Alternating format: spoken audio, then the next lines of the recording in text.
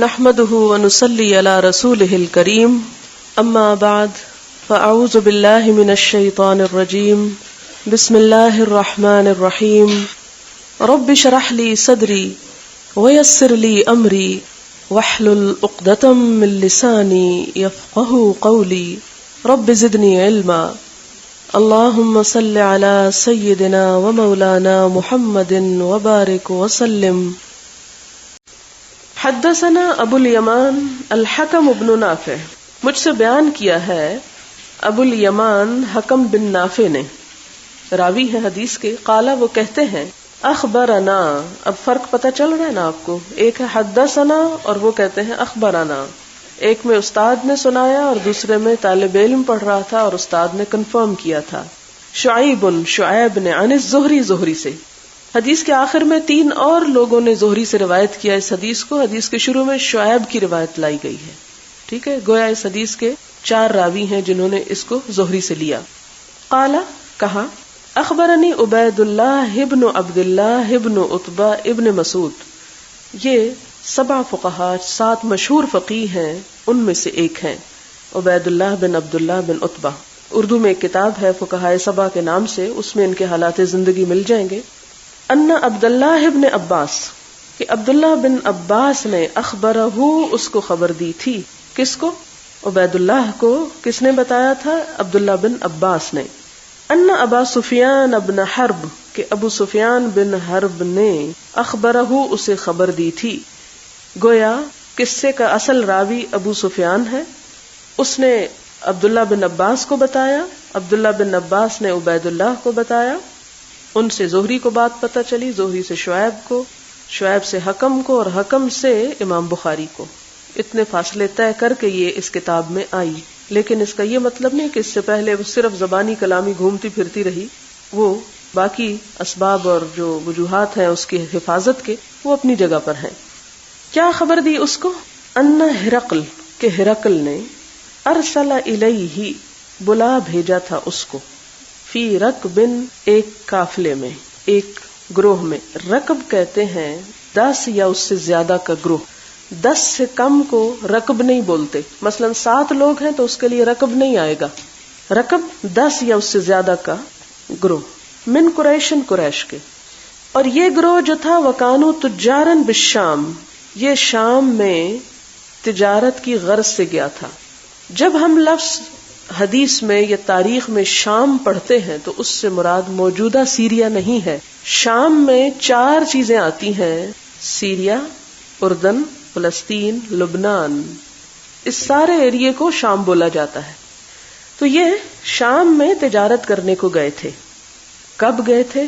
فی المدتی، اس مدت میں، التی کان رسول اللہ صلی اللہ علیہ وسلم، جس میں آپ صلی اللہ علیہ وسلم نے مہلت دی تھی. مادہ فیہا، مادہ کا معنی ہے صلح کی تھی اس میں، ابا سفیان و کفار قریش، ابو سفیان اور کفار قریش سے.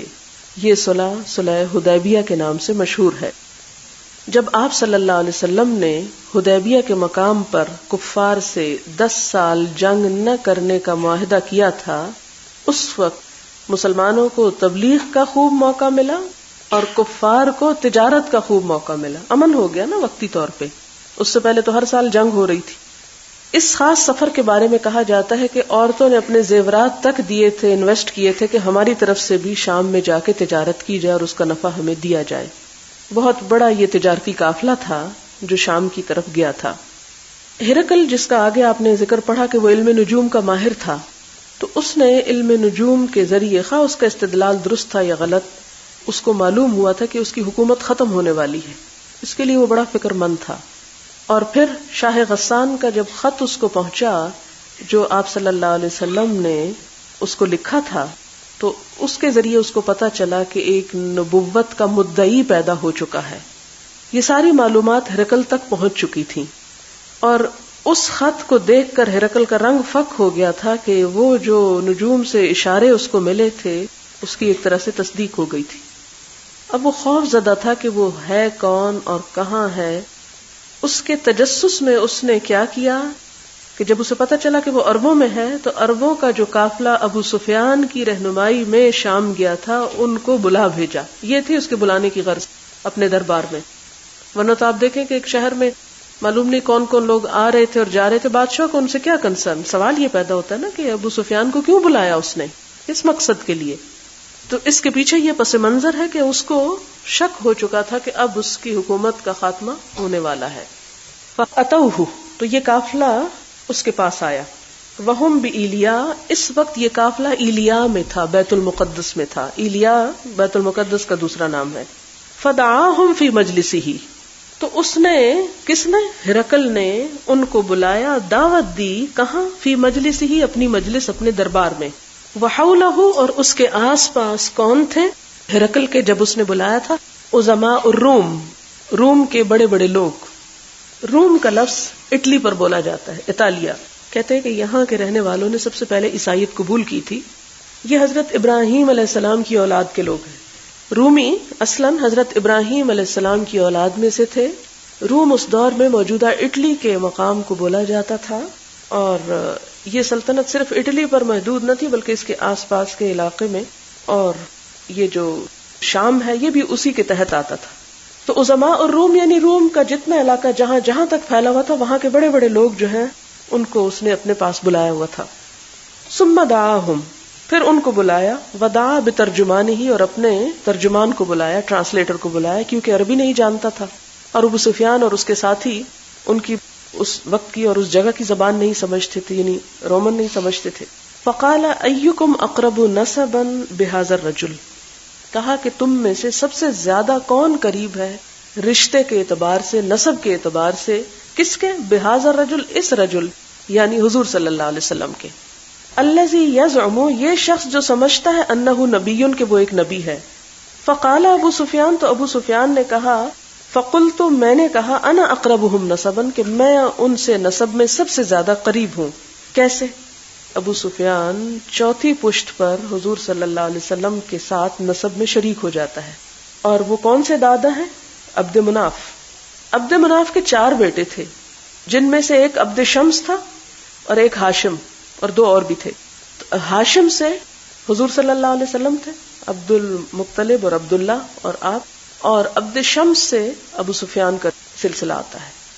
یعنی جتنا بھی وہ قافلہ تھا اس میں نسب کے اعتبار سے ابو سفیان قریب ترین تھا. فقال ادنوہم منی, کہا اس کو میرے قریب کر دو. کس نے کہا؟ ہرقل نے, کہ ابو سفیان کو سب سے آگے کرو. وقربوا اصحابہ, اور اس کے جو دوسرے ساتھی ساتھ آئے ہیں ان کو بھی قریب کرو. فجعلوہم عند ظہرہ, تو اس نے ان کو کر دیا کہاں پر؟ عند ظہرہ, اس کی پیٹھ کے پیچھے. گویا کیا کیا؟ ابو سفیان سامنے کھڑا کر لیا اور اس کے ساتھیوں کو اس کے پیچھے. ہرقل یہاں بیٹھا ہے, ابو سفیان سامنے کھڑا ہے, ابو سفیان کے باقی ساتھی پیچھے کھڑے ہیں. ہرقل ابو سفیان سے سوال کرے گا, اگر ابو سفیان جھوٹ بولے گا تو یہ سامنے کھڑے ہوئے اس کی تکذیب کریں گے. ٹھیک. ثم قال لترجمانہ, پھر ہرقل نے اپنے ترجمان کو کہا, قل لہم, ان سے کہو, انی سائل ھذا, میں پوچھنے والا ہوں, ھذا, اس سے, یعنی ابو سفیان سے. یہاں ھذا سے مراد ابو سفیان ہے. ان ھذا الرجل, اس شخص کے بارے میں. یہ دوسرا الرجل جو ہے یہ کون ہے؟ آپ صلی اللہ علیہ وسلم. فإن کذبنی, پھر اگر یہ جھوٹ بولے مجھ سے, یعنی ابو سفیان جس کے بارے میں میں پوچھ رہا ہوں, یعنی حضور صلی اللہ علیہ وسلم کے بارے میں اگر اس نے کوئی جھوٹ بولا, فکذبوہ, تو پیچھے کھڑے ہوئے لوگوں تم اس کی تکذیب کرنا, اس کو جھٹلا دینا, تاکہ مجھے سچ بات پتہ چلے. ہرقل سچ جاننا چاہتا تھا. فواللہ, پس قسم اللہ کی. یہ کون کہتا؟ ابو سفیان. لولا الحیاء, اگر نہ ہوتی مجھے یہ شرم, من کے ان یأثروا علی کذبا, کہ مجھ سے جھوٹ روایت کریں گے, نقل کریں گے, یا مجھے جھوٹ کے ساتھ ترجیح دیں گے. یأثروا کا لفظ اثر سے ہے, اثر, الف سے رے. اثر کس کو کہتے ہیں؟ نشان کو. اور آثار بمانا روایات بھی بولا جاتا ہے, روایت کرنا. ابو سفیان کہتا ہے کہ مجھے اگر اس بات کا ڈر نہ ہوتا, شرم نہ ہوتی کہ یہ میرے ساتھی باہر جا کے مجھے جھوٹا کہیں گے یا مجھ سے جھوٹ روایت کریں گے, تو لکذبت عنہ, میں حضور صلی اللہ علیہ وسلم کے بارے میں بہت سی جھوٹی باتیں کہہ دیتا. لیکن چونکہ اسے اپنے پیچھے والے ساتھیوں کا ڈر تھا. ثم کان اول ما سألنی, تو سب سے پہلا سوال جو ہرقل نے ابو سفیان سے کیا وہ کیا تھا؟ کیف نسبہ فیکم، کہ اس کا نسب کیسا ہے تم میں، یعنی کس ذات کا انسان ہے.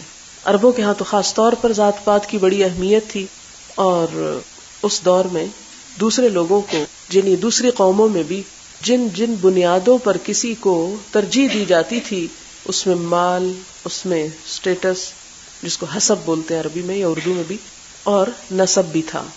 آپ صلی اللہ علیہ وسلم نے ایک حدیث میں فرمایا کہ عورت کو 4 وجوہات کی بنیاد پہ چنا جاتا ہے، یہ شادی کے لیے پسند کیا جاتا ہے: اس کا حسب، اس کا دین، اس کا مال، اس کا جمال. تو تم ان سب چیزوں کو چھوڑ کے صرف اس کے دین کو لو، یعنی یہ 4 چیزیں چھوڑو، دین کو اختیار کرو. فاظفر بذات الدین تربت یداک. بہرحال تو اس دور میں کسی کے بڑا ہونے کے لیے اس کا نسب بھی بڑا ہونا ضروری تھا. اگرچہ اسلام نے نسب کو معیار نہیں بنایا، لیکن ان بادشاہوں کے نزدیک نسب ایک بڑی چیز تھی، اور اس لحاظ سے نسب ضرور اہمیت رکھتا ہے کہ بعض لوگ خاندانوں سے پہچانے جاتے ہیں. ایک خاص نسل کے اندر، ایک خاص خاندان کے اندر خاص خوبیاں ہوتی ہیں، خاص عادات ہوتی ہیں، علم ہوتا ہے، تقوی ہوتا ہے، لہذا خاندان کا بھی ایک اثر ضرور ہوتا ہے. لیکن یہ کوئی کلی قاعدہ نہیں ہے. یہ بالکل ہو سکتا ہے کہ ایک شخص کسی اچھے خاندان سے ہو لیکن وہ بڑا ہی غلط کار ہو. پیغمبروں کے ساتھ یہ آزمائش پیش آئی. حضرت نوح علیہ السلام کتنے اعلیٰ نسب اور حسب اور صاحب نبوت تھے، لیکن بیٹا کسی اور طرف چل پڑا. لیکن ایک عمومی قاعدہ ہے، کلی قاعدہ نہیں، عمومی قاعدہ ہے کہ نسب سے انسان کی پہچان ہوتی ہے. بہرحال قلت، میں نے کہا، ہوا فینا ذو نسب، کہ وہ بڑے اچھے نسب والا ہے. اور آپ کو معلوم ہے نا کہ حضور صلی اللہ علیہ وسلم کا جو خاندان تھا اعلیٰ ترین تھا، قریش میں سے تھے، پھر ہاشم میں سے تھے، اور یہ سب چنے ہوئے لوگ تھے اپنے عہد کے. دوسرا سوال یہ تھا، قالا، کہا، فہل قال ھذا القول منکم احد قط قبلہ، کہ کیا آپ صلی اللہ علیہ وسلم سے پہلے کسی نے ایسا کوئی دعویٰ کیا تمہارے درمیان؟ یعنی تمہارے اندر یہ دعویٰ کہیں اس کا رواج تو نہیں کہ ایک کہتا ہے میں نبی ہوں، دوسرا کہتا ہے میں نبی ہوں، تو آپ نے بھی کہہ دیا کہ میں نبی ہوں؟ تو میں نے کہا لا، نہیں. اور آپ کو معلوم ہے نا کہ آپ صلی اللہ علیہ وسلم سے پہلے کئی 100 سال تک، بلکہ حضرت اسماعیل علیہ السلام کے بعد مکہ میں کسی نے نبوت کا دعویٰ نہیں کیا تھا، نہ کوئی نبی آیا تھا. سورۃ یاسین میں بھی آپ پڑھتے ہیں نا کہ ما انذر آباؤہم فہم غافلون. بہرحال پھر اگلا سوال ہے، فہل کان من آبائہم من ملک، کہ اس کے آباء و اجداد میں سے کوئی بادشاہ بھی رہا ہے یا بادشاہ بھی ہے؟ قلت لا، میں نے کہا نہیں. فاشراف الناس یتبعونہ ام ضعفاؤہم، کیا لوگوں میں سے اپر کلاس کے لوگ، اشراف کا معنی اپر کلاس ہے، کیا اپر کلاس کے لوگ آپ کے پیچھے ہیں، آپ کا اتباع کر رہے ہیں، یا کمزور لوگ؟ تو اس نے کیا کہا، بل ضعفاؤہم، ان کے کمزور. اور یہ اس لیے کہا کہ اکثریت ان کی تھی، لیکن اشراف میں سے بھی لوگ موجود تھے، جیسے حضرت عمر تھے، حضرت حمزہ تھے، حضرت خدیجہ تھیں، حضرت ابو بکر تھے. ان میں سے بہت سے لوگ جو تھے، اور بھی نام لیے جا سکتے ہیں، یہ سب اشراف میں سے تھے، لیکن میجورٹی جو تھی وہ کمزور لوگوں کی تھی. قال ایزیدون ام ینقصون، اس نے پوچھا کیا یہ زیادہ ہو رہے ہیں یا تھوڑے ہو رہے ہیں؟ قلت بل یزیدون، میں نے کہا یہ تو بڑھ رہے ہیں. قال فہل یرتد احد منہم سخطۃ، کہ کیا کوئی اس کے دین سے بدظن ہو کے، ناراض ہو کے، اسے ناپسند کر کے، سخت سین خیتے، غضب بھی ہوتا ہے، غصہ بھی ہوتا ہے، ناپسندیدگی بھی ہوتی ہے، یعنی اس کے دین سے کوئی بدگمان، بدظن، متنفر ہو کے پھر بھی جاتا ہے، واپس پلٹ جاتا ہے کہ ہم نے دیکھ لیا اس کے دین میں کیا ہے. آپ کو یاد ہے کہ مکی دور میں کوئی ایک نام بھی ایسا نہیں ملتا. قلت لا، میں نے کہا نہیں. قال فهل كنتم تتهمونه بالكذب، کیا تم نے کبھی اس کو جھوٹ کا الزام دیا، یعنی کبھی اس پر کوئی جھوٹ ثابت ہوا؟ قبل ان يقول ما قال، اس سے پہلے کہ وہ کہتا جو اس نے کہا، یہ نبوت کے دعوے سے پہلے. قلت لا. قال فهل يغدر، کیا وعدہ بھی توڑتا ہے؟ قلت لا، نہیں توڑتا. ونحن منه في مدة، اور ہم اس کے ساتھ ایک ایسے عہد میں اب پروئے ہوئے ہیں، لا ندری ما هو فاعل فيها، ہمیں نہیں پتا کہ اب وہ کیا کرتا ہے. کون سا عہد مراد ہے؟ صلح حدیبیہ، کہ اب ہم نے اس کے ساتھ معاہدہ کر رکھا ہے، لیکن ہم نہیں جانتے کہ اب وہ کیا کرتا ہے، پہلے تو اس نے کبھی وعدہ شکنی نہیں کی. قال ولم، اور نہ، تمکننی، تو نے مہلت دی مجھ کو، یا تم نے موقع دیا مجھ کو، کلمتن ایک کلمے کا، ادخل فیہا شیئن کہ میں اس میں کوئی اور چیز داخل کروں غیر حاضل کلمت سوائے اس کلمے کے. اور کون سا کلمہ ہے جو اس نے کہا تھا؟ لا ندری ما ہوا فاعل فیہا، بس یہ ایک بات میں نے کہی ورنہ لا سے بڑھ کے میں کچھ نہیں کہہ سکتا تھا. قال فہل قاتلتموہ، کیا تم نے کبھی اس سے جنگ کی؟ قلت نعم، میں نے کہا ہاں. قال فکیف کان قتالکم ایاہ، تو تمہاری اس سے جنگ کیسے ہوتی تھی، یعنی جنگ میں تمہارا اس کے ساتھ کیسا رہا؟ قلت، میں نے کہا الحرب بیننا وبینہ سجال، کہ جنگ ہمارے اور اس کے درمیان ڈولوں کی طرح رہی. سجال سجل کی جمع ہے، سجل بھرا ہوا ڈول. ڈول وہ ہوتا ہے جب کنویں سے پانی نکالنا ہوتا ہے تو اس میں جو برتن پھینکا جاتا ہے اس کو ڈول کہتے ہیں. تو سجل کی جمع ہے سجال، ڈول. جنگ ہمارے اور اس کے درمیان ڈولوں کی طرح ہے، یعنی کبھی ڈول ہمارے ہاتھ آ جاتا ہے اور کبھی اس کے ہاتھ آ جاتا ہے. یہ ایک محاورہ ہے اصل میں، کہ جیسے کنویں پہ بہت سے لوگ پانی بھرنے کو کھڑے ہوتے ہیں تو ہر ایک کی کوشش کیا ہوتی ہے کہ ڈول اس کے ہاتھ آ جائے کہ وہ پانی بھر لے، اس کو فائدہ ہو جائے. اور پانی بھرنا کیا ہے؟ دراصل فائدہ اٹھانا. اب آپ دیکھیں کہ جنگ کا ڈول کبھی ہمارے ہاتھ آ جاتا ہے، ذرا لفظ پہ غور کریں، ینال منا، وہ لے لیتا ہم سے ڈول، یعنی وہ فائدہ اٹھا لیتا ہے. وننال منہ، اور کبھی ہم اس سے فائدہ اٹھا لیتے. اشارہ ہے بدر اور احد کی طرف. جنگ بدر میں مسلمانوں کے ہاتھ میں ڈول تھا، احد میں ڈول ان کے ہاتھ چلا گیا. قال ماذا یأمرکم، کیا تعلیم دیتا ہے تم کو؟ قلت، میں نے کہا، وہ کہتا ہے اللہ کی عبادت کرو، صرف اسی ایک کی، اس کے ساتھ کسی کو شریک نہ کرو، اور جو تمہارے باپ دادا کہتے ہیں اس کو چھوڑ دو. یعنی دین باپ دادا کا دین نہیں ہوتا. وَيَأْمُرُنَا بِالصَّلَاةِ، نماز کا حکم دیتا ہے، وَالصِّدْقِ، سچائی کا، وَالْعَفَافِ، پاکیزگی کا. عفاف ہوتا ہے حرام چیزوں سے بچنا اور ایسی چیزوں سے بچنا جو اچھے اخلاق میں مانے ہوں، یعنی بد اخلاقی، بد تہذیبی، بدتمیزی سے بچنا. عفاف کا مطلب صرف زنا سے پرہیز نہیں، بلکہ بد اخلاقی اور بدتمیزی اور مختلف طرح کے جو برے کردار ہیں ان سے بھی بچنا. وصلتی، اور صلہ رحمی. صلہ رحمی کیا ہے؟ رشتہ داروں کے ساتھ احسان کرنا. احسان ایک لفظ میں آپ صلہ رحمی کا معنی یوں سمجھ سکتے ہیں. فقال للترجمان، تو اس نے ترجمان کو کہا، قل لہ سألتک عن نسبہ، میں نے تجھ سے اس کے نسب کے بارے میں پوچھا تو تم نے کہا کہ وہ بڑا صاحب نسب ہے. فکذالک الرسل، رسول ایسے ہی ہوا کرتے ہیں، یعنی رسول اپنے معاشرے کے اچھے خاندانوں میں بھیجے جاتے ہیں. وسألتک هل قال احد منکم ھذا القول، کہ کیا تم میں سے کسی اور شخص نے اس سے پہلے ایسا کوئی دعویٰ کیا؟ تو تم نے کہا نہیں. تو میں نے کہا کہ اگر کوئی اس سے پہلے تمہارے قوم کے اندر ایسا دعویٰ کرتا تو میں کہتا کہ یہ شخص اپنے سے پہلوں کی پیروی کر رہا ہے، یعنی ان کی نقالی کر رہا ہے. اور میں نے تم سے پوچھا کہ کیا اس کے آباء و اجداد میں کوئی بادشاہ ہے، تو تم نے کہا نہیں. اگر تم کہتے کہ ہاں ہے تو اس کا مطلب تھا کہ وہ اپنے باپ کی بادشاہت کی وراثت چاہتا ہے، یعنی وہ بادشاہت اپنے لیے پسند کر رہا ہے، یعنی بادشاہ بننا چاہتا ہے اور طریقہ نہیں ملا تو نبوت کا دعویٰ کر دیا. پھر میں نے پوچھا کہ تم اس کو جھوٹ کا الزام دیتے ہو کبھی؟ تم نے کہا نہیں. تو میں نے یہ سمجھا کہ جو شخص لوگوں سے جھوٹ نہیں بولتا وہ اللہ پہ بھی جھوٹ نہیں بول سکتا، یعنی پھر وہ اپنے دعوے میں سچا ہے. اب دیکھیں کہ اس کے سوال جو ہے کتنا زبردست معیار ہے نبوت کو جاننے کا. تو بات یہ ہے، جب بھی کبھی آپ میں سے جس نے بھی حضور صلی اللہ علیہ وسلم پر ایمان کے بارے میں سنا ہو کچھ مجھ سے، تو اس میں ہمیشہ میں ایک بات یہ کہتی ہوں کہ ایمان کے لیے معرفت سب سے پہلی چیز ہے. معرفت کے لیے علم ضروری ہوتا ہے، اور علم کچھ سوالوں پہ مبنی ہوتا ہے. آپ صلی اللہ علیہ وسلم کی معرفت حاصل کرنے کے لیے یہ سارے سوال بڑے ہی امپورٹنٹ ہیں. اور امام بخاری اپنی اس کتاب الوحی میں دراصل اس حدیث کو لائے بھی اسی وجہ سے ہیں کہ ایک غیر مسلم کس طرح کے سوال کر سکتا ہے ایک شخص کی نبوت کو جاننے کے لیے. اور یہ سوال صرف ہرقل کے سوال نہیں ہے، یہ بطور مثال ہے ہر دور میں آپ کی صداقت کی پہچان کے طور پر کہ آپ کو سچا نبی مانا جائے. اگلا کیا کرائیٹیریا اس کا، کیا سوال کرتا ہے کہ میں نے پوچھا کہ کیا اپر کلاس اس کی پیروکار ہے یا ضعیف لوگ؟ تو تم نے کہا کہ ضعفاء.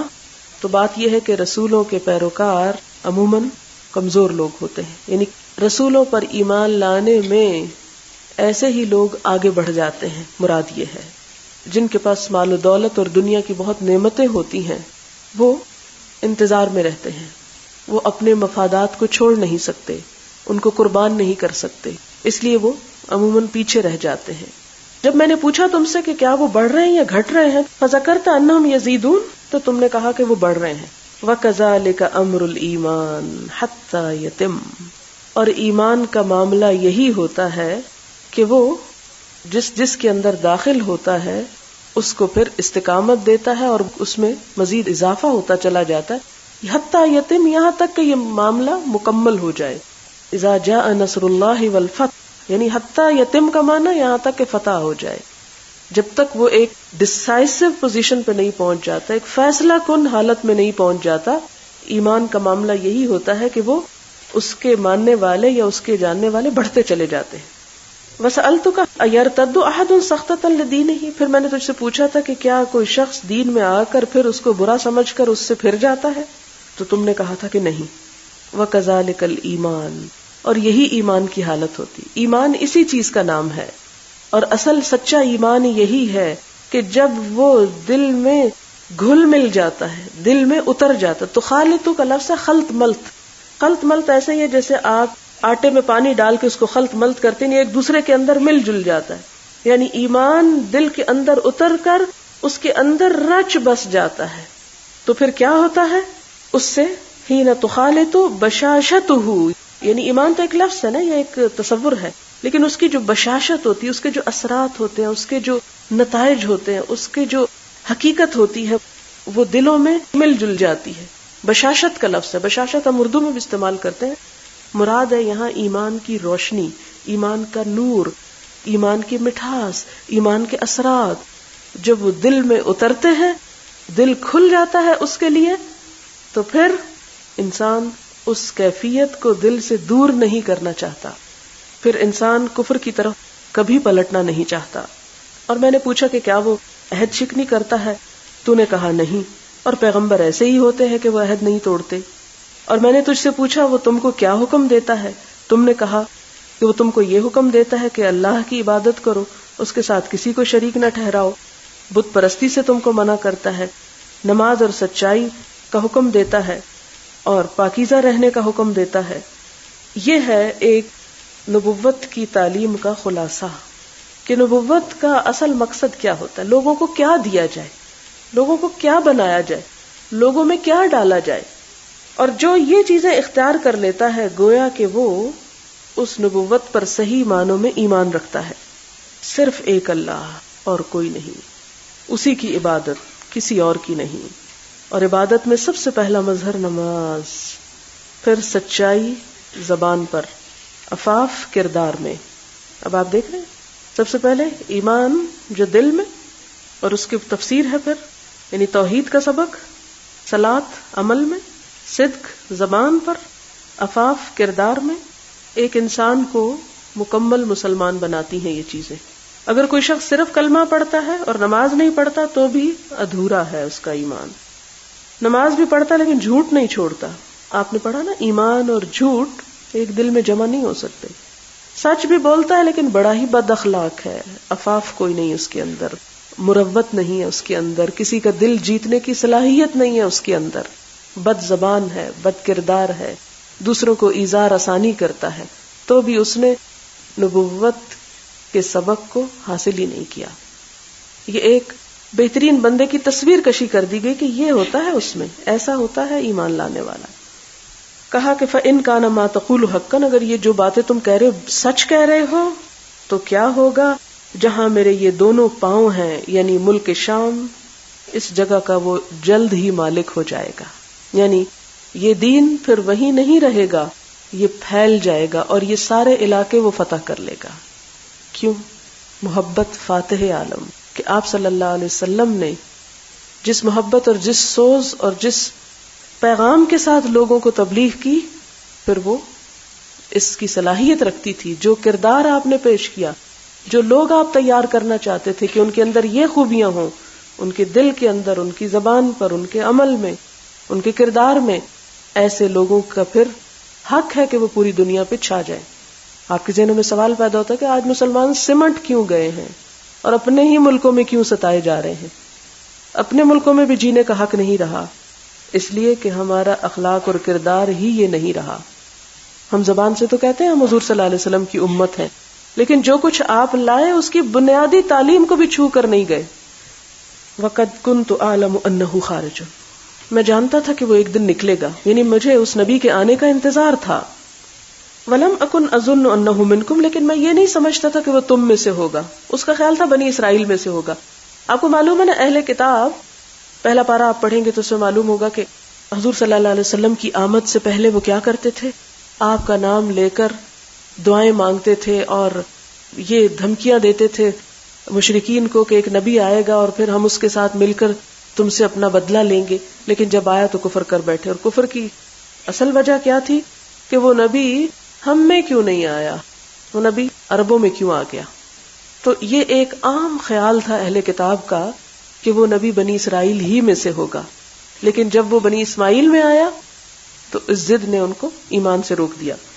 تو وہ بھی یہی کہتا ہے کہ میں نہیں جانتا تھا، یا میرا نہیں خیال تھا کہ وہ تم میں سے ہوگا. لیکن بہرحال فلو انی اعلم انی اخلص الیہ، اگر میں یہ جانتا کہ میں واقعی اس تک پہنچ جاؤں گا. اخلص الیہ یعنی خالص سے ہے نا، یعنی خالصتاً پہنچ جاؤں گا، واقعی پہنچ جاؤں گا، بچ کے پہنچ جاؤں گا، کوئی مجھے مار نہیں ڈالے گا. لتجشمت لقاءہ، تو میں اس تک پہنچنے میں ہر تکلیف اٹھا لیتا، میں اس تک ضرور پہنچتا. وَلَوْ كُنْتُ عِنْدَهُ، اور اگر مجھے اس کے پاس رہنے کی سعادت ملتی، میں اس کے پاس ہوتا. کس شوق کا اظہار کرتا ہے، لَغَسَلْتُ عَنْ قَدَمِهِ، میں اس کے پاؤں دھوتا. اور یہ اس کی صرف تمنا نہیں تھی، وہ صحابہ کرام جو آپ صلی اللہ علیہ وسلم کے ارد گرد تھے وہ حقیقتاً آپ کے ساتھ ایسی ہی محبت رکھتے تھے کہ آپ کے وضو کے پانی پہ چھپٹتے تھے. اور ابو سفیان ایک اور موقع پہ یہ کہتا ہوا نظر آتا ہے کہ خدا کی قسم میں نے قیصر و کسریٰ کے دربار دیکھے ہیں، جیسے یہ ہرقل کا دربار دیکھا، ان کا لقب قیصر ہوتا تھا نا، تو میں نے قیصر و کسریٰ کے دربار دیکھے ہیں، لیکن جو محبت، جو احترام اور جو ادب اصحاب نبی صلی اللہ علیہ وسلم کو آپ کے ساتھ کرتے ہوئے دیکھا وہ کسی کو نہیں دیکھا. اور یہی ہے حقیقی ایمان. ایمان دلوں کو جوڑنے کے لیے آتا ہے، دلوں کو توڑنے کے لیے نہیں. جو دین لوگوں کو بانٹ دے، جو دین محبت کرنا نہ سکھائے، جس دین میں ایک دوسرے کے ساتھ الفت نہ ہو، ایک دوسرے سے تعلق نہ ہو، وہ دین دین نہیں. تو یہاں پر وہ آپ صلی اللہ علیہ وسلم کی خدمت اور آپ کی پیروی، یہ بھی تو کہہ سکتا تھا میں آپ کے ہاتھ دھوتا. پاؤں کا خاص طور پر اس لیے ذکر ہے کہ پیروی کی طرف اشارہ ہے کہ میں آپ کا احترام کرتا، آپ سے محبت کا اظہار کرتا، آپ کی بات مانتا، آپ کے آگے جھک جاتا. ثم دعا بکتاب رسول اللہ صلی اللہ علیہ وسلم، پھر اس نے وہ خط منگوایا جو آپ صلی اللہ علیہ وسلم نے بعث بہ بھیجا تھا اس کو دہیتن دہیہ کلبی کے ہاتھ. یہ 6 ہجری میں بصرہ کے حاکم کو بھیجا گیا تھا. آپ صلی اللہ علیہ وسلم نے 200 کے قریب خطوط مختلف علاقوں میں اور مختلف لوگوں کو دیے تھے، لکھ کے بھیجے تھے. تو اس میں 6 ہجری میں بصرہ کے حاکم کو حضرت دہیہ کلبی کے ہاتھ خط دے کر بھیجا گیا تھا. بصرہ جو ہے یہ شام کے جنوبی علاقے میں ہے، شام کے جنوب میں حوران کے قریب. فدفعہ الی ہرقل، تو عظیم بصرہ نے کیا کیا، حاکم بصرہ نے یہ خط کس کو دے دیا، ہرقل کو دے دیا. یہ ذرا سمجھیں گے تو پھر آگے بات سمجھ آئے گی. آپ صلی اللہ علیہ وسلم نے خط ہرقل کو نہیں بھیجا، کس کو بھیجا ہے، عظیم بصرہ کو. اس نے کیا کیا، آگے ہرقل کو بھیج دیا. کس لیے بھیجا کہ اصل میں وہ خط ہرقل کے نام تھا، لیکن ڈائریکٹ نہیں بھیجا، کسی اور کے ذریعے بھجوایا. عظیم بصرہ اسی وقت وہ خط پہنچاتا ہے، وہ اس کو پڑھتا ہے. کیا ہے خط کی عبارت، اس میں لکھا ہے بسم اللہ الرحمن الرحیم، من محمد عبد اللہ و رسولہ الی ہرقل. محمد جو اللہ کے بندے اور اس کے رسول ہیں، ان کی طرف سے یہ خط ہرقل کے نام ہے، عظیم الروم، جو رومیوں کا بڑا ہے. اب اس میں آپ دیکھیں کہ آپ اس کو صرف ہرقل نہیں کہتے. آپ صلی اللہ علیہ وسلم کا ادب اور جو آپ کا اخلاق اور جو آپ کا انداز ہے اس پہ غور کیجیے. کیا اتنا کہنا کافی نہیں تھا؟ اپنے نام کے ساتھ تو آپ نے نہیں لکھا عظیم عرب یا کچھ اور، نہیں، اپنے نام کے ساتھ کتنی عاجزی ہے، عبداللہ، اللہ کا بندہ، و رسولہ، اور اس کا رسول. یعنی آپ نے اپنی پہچان ان 2 چیزوں سے کرائی. اور یہی دراصل آپ کا مقام ہے کہ آپ اللہ کے بندے ہیں لیکن ساتھ ہی اس کے رسول بھی ہیں. اور ہرقل کو جب خطاب کرتے ہیں تو جو اس کا ٹائٹل تھا اس کو اسی طرح لکھتے ہیں. ہمارے ہاں عموماً جب دین کا شوق چڑھتا ہے تو ہم ہر عزت والے کو ذلیل کر دینا چاہتے ہیں اور بے عزت کر دیتے ہیں، جبکہ تبلیغ کا تقاضا اور حکمت یہ ہے کہ دنیا میں اللہ نے جنہیں عزت دی ان کو ان کے مطابق ہی خطاب کیا جائے.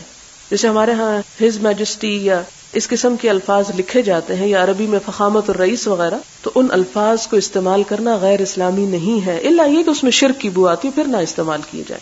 چونکہ وہ ہرقل جو تھا اس کا ٹائٹل عظیم الروم تھا، اس لیے آپ نے اس کو عظیم الروم کے نام سے پکارا. سلام علی من اتبع الہدی، السلام علیکم نہیں لکھا. یہ ایک اور چیز پتہ چلتی ہے کہ جب کسی کافر کو خط لکھا جائے یا کسی کافر کو خطاب کیا جائے تو وہ مخصوص الفاظ استعمال نہ کیے جائیں جو ایک مسلمان دوسرے مسلمان کے لیے کرتا ہے، اور وہ کیا ہے؟ السلام علیکم. لیکن کیا کیا جائے، پھر سلام کیسے کیا جائے؟ تو خط میں آپ صلی اللہ علیہ وسلم نے لکھا سلام علی من اتبع الہدی. لیکن ایک بات یاد رکھیے کہ یہ الفاظ کسی مسلمان کے لیے نہیں لکھتے. میری ایک شاگرد نے مجھے خط لکھا اور اس میں یہی الفاظ لکھے. تو سلام علی من اتبع الہدی کا لفظ غیر مسلم کے لیے استعمال ہوتا ہے، اور اس لیے ہوتا ہے کہ سلامتی ہو تم پر اس شرط کے ساتھ کہ تم ہدایت کی پیروی کرو. یعنی اگر ہدایت کی پیروی کرو گے تو سلامت رہو گے، اور اگر نہیں کرو گے تو تم خود اپنی بربادی کے ذمہ دار ہو. اب اس میں آپ دیکھیں کہ خط لکھنے کا بھی طریقہ ہمیں بتایا نا کہ خطاب کیسے کرنا ہے، پھر دعائیہ کلمات کیسے کہنے ہیں، اور پھر اس کے بعد اپنا مقصد کیسے بیان کرنا ہے. اور پھر آپ دیکھیں کہ لمبی چوڑی تعریف و ثنا اور ادھر ادھر کی فضول باتیں نہیں. آپ صلی اللہ علیہ وسلم کی بات مختصر ہوتی، ڈائریکٹ ہوتی، ٹو دا پوائنٹ ہوتی، بڑی جامع ہوتی، بڑا اس میں وقار ہوتا. وہ وقار نظر آتا ہے